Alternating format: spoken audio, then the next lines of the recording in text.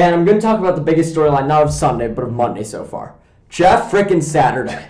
His job at ESPN. I love Jeff Saturday. I'm a big ESPN guy. Funny guy. And when I think of Jeff Saturday, what I think of is that every Tuesday morning, he does this segment called Pancakes, where he looks at the biggest blocks of the weekend. All he basically does is throw pancakes on the ground and scream. Yeah.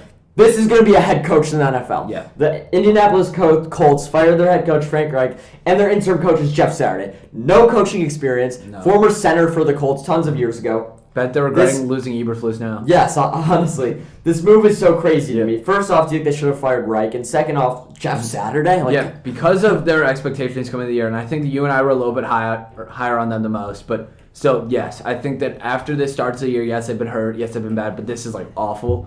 But Jeff Saturday is especially weird, and you and I were talking about it at lunch today. That would be like if the Oklahoma City Thunder hired Kendrick Perkins to be their coach. I can think of multiple people on ESPN I'd rather have as my coach. Ryan Clark, Louis Riddick. Honestly, these guys know their stuff. Honestly, so many. I like the hire. I like the hire more than a lot of other guys at ESPN. Here's what I'll talk about. Okay. They needed to fire Reich. Yeah. Let's make that clear. To be gone, yeah. And the question was, I think liking that's questionable, though. And the question was, would they do it mid-season or at the end of the season? And if they did it, if they knew it was bound to happen, why make him sit around? Mm-hmm. And you're not going to fire him mid-season just to get it. You're not doing a coaching search mid-season. Whoever you get's going to be interim. There's going to be a whole new coaching search in the offseason, and you're probably not going to keep the interim coach. No, you're not. Why not shake things up? Why not go with a guy who is not on the radar? You could see if he could be a coach, and they're not looking for someone to focus on the scheme. They're going to stick with offensive, defensive schemes. They're looking for someone, a face of the franchise, to be a face, to inspire the players, to give them a chance. And if you're looking for any shot to spark, you're going with someone who knows the organization well. He knows football incredibly well, and most importantly, he knows the offensive line really well. He knows how offensive line coaches work. He was a 15-year NFL vet, and what the Colts need to stick to, especially with no quarterback, because Sam Ehlinger is horrible. Yeah, no. They're going to stick to the run game, and someone who's going to emphasize that is Jeff Saturday. I can't imagine him sitting on the sideline in his headset. I can't. And realistically, all the plays, everything on game day is going to be run by the coordinators. I kind of like the idea of bringing in a possible spark plug, seeing what he's got. It's going to be weird, yes, but I think taking a shot on him isn't a horrible idea. It's just kind of weird. The reason especially for culture reasons. The reason why I disagree is because you're talking about how they need to bring in a face of the franchise and got to motivate the players. When this season for them is essentially a throwaway. At this point, they're just... But that's the thing. He has the greatest chance of making it a non-throwaway. I mean... No, I don't think they have a shot at making the wild card right now. They're 3-5 and they have some hard games coming up.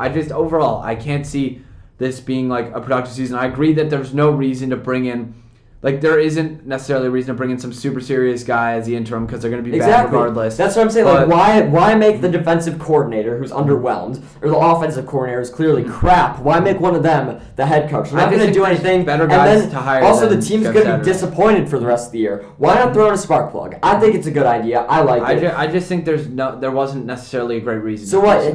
Teams don't. Brandon, do you know how expensive an NFL team is? They don't just throw away the season. What's going to put fans in the seats? What's going to give their players inspiration? Someone who's never coached isn't going to win them games. Who's going to win them games then? You tell me. I mean, they don't have much opportunity to win games. What wins them games is a spark plug. By the way, just talk about this Sunday's game. But a smiling face in a locker room is not going to be the... What is?